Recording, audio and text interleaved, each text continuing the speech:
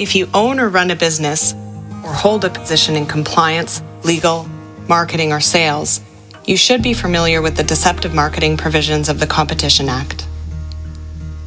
In this short lesson, we will explain the important elements of deceptive marketing. This will help you make sure that the marketing and sales activities of your business comply with the law. For Canada's markets to be fair, its businesses must compete honestly. That's why, when you are promoting your business, products, or services, you must not make false or misleading statements about them. This includes online marketing like web banners, landing pages, text-based hyperlinks, emails, text messages, newsletters, blog posts, online ads, and social media content. If your marketing content creates a general impression that is false or misleading, it could be considered deceptive marketing. Keep in mind, no one actually needs to be deceived for the general impression to be false or misleading. Before you make any claims about your business, its products, or services, you should ask yourself these important questions in order to assess general impression. Is my marketing content partially false, or does it have more than one meaning, one of which is false? Does my promotional material withhold important information? Is it misleading without this information? Do parts of my marketing content, such as the web address or visuals, create a false impression? Taken together, do the representations I've made have the potential to create a false or misleading impression?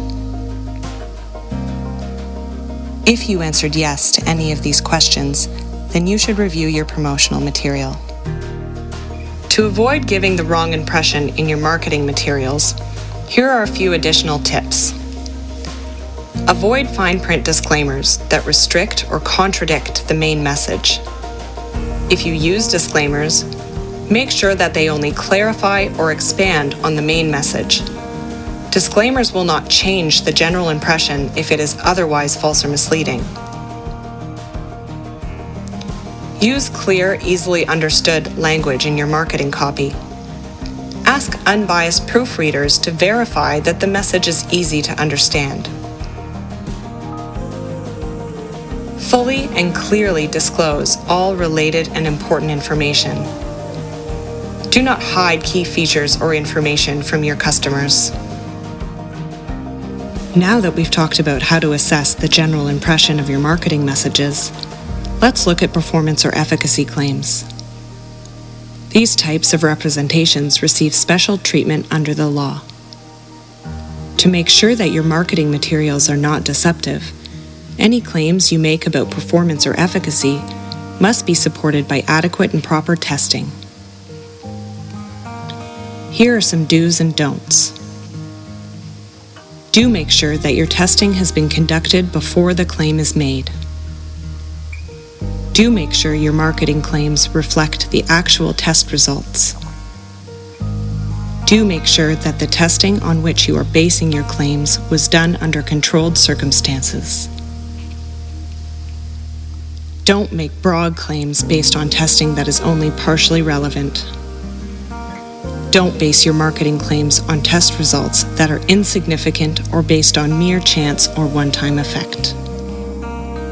It is your responsibility to prove that the marketing claims you make are based on adequate and proper testing.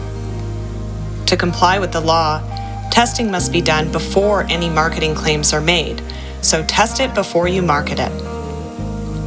Let's turn to influencer marketing. The Competition Act still applies if you are working with influencers. Influencer marketing is marketing just the same. Both parties must remember that they are making marketing claims to consumers. There is nothing wrong with influencer marketing as long as the connection between the business and the influencer is clear to the public. Like marketers, influencers must clearly disclose relevant information related to their marketing claims. If the influencer receives any benefit from or has a connection to the business, it is important to disclose that to the public. A connection could be getting paid or receiving commissions, free products or services, or discounts in exchange for promoting a business, product, or service. It could also mean a friend or family connection with the business. When working with influencers, your business shares a responsibility for their promotional messages. You could be liable for false or misleading content. Therefore, you should always review their content carefully. Finally, a word about online reviews and testimonials. These must also be authentic experiences and opinions of impartial consumers. Now let's turn to the rules around pricing. The practice of offering attractive headline prices and then adding additional mandatory fees later in the transaction is sometimes referred to as drip pricing. When you promote a product or service at a certain price, that advertised price must be attainable. In other words, the price you attach to your product or service in your marketing must be the price that your buyer ultimately pays. Don't charge mandatory fees at the end of the purchase. Price matters. A sale price, advertised as a savings in relation to a regular or ordinary selling price, is especially compelling. When promoting a bargain or sale on your products or services, it's important that you don't inflate your regular price to create a false bargain. To comply with the law, the sale price must be based on the true regular price. A company must be able to validate the regular price by applying the volume test or the time test. To pass the volume test, your business must have sold a substantial volume of that particular product or service at the regular price or higher within a reasonable period of time. To pass the time test, your business must have tried selling your product or service in good faith for a substantial period of time at the regular price or a price that is higher than your new sale price. To avoid making deceptive claims about prices, keep these simple tips in mind. Don't use the word sale or special in your marketing collateral unless a true price reduction has occurred. Don't run a sale for a long time or repeat it every week. Don't lure consumers with a bargain product that isn't available and then offer a similar alternative at a higher price. Make sure that you have reasonable quantities of the product advertised at a bargain price before promoting a sale. Don't sell a product above your advertised price. If two prices appear on your product or service, charge the lowest price. So far, you've learned that the Competition Bureau is responsible for addressing deceptive marketing practices. However, it also has responsibility for addressing different kinds of criminal misleading advertising that are similar to fraud. The consequences of non-compliance with the Competition Act can be serious, including significant monetary penalties, restitution, prohibition orders, and even imprisonment.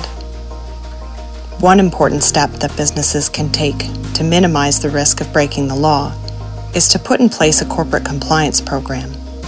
Credible and effective measures can be as simple and nimble as your business. Plus, it's the right thing to do. You have now completed Part 1 of Lesson 1 of our Compliance Bootcamp, and you should know how to spot risks in your promotional activities and avoid deceptive marketing. You can finish the bootcamp by completing the quiz in Part 2 of this lesson. This quiz will allow you to test the marketing knowledge you have just gained. Thanks for taking the time to learn how your marketing activities can stay on the right side of the law. Together, we can ensure fair competition in the Canadian market. To learn more, please check out our bonus resources in Part 3 of this lesson. If you have questions, please contact bit.ly/CB question form.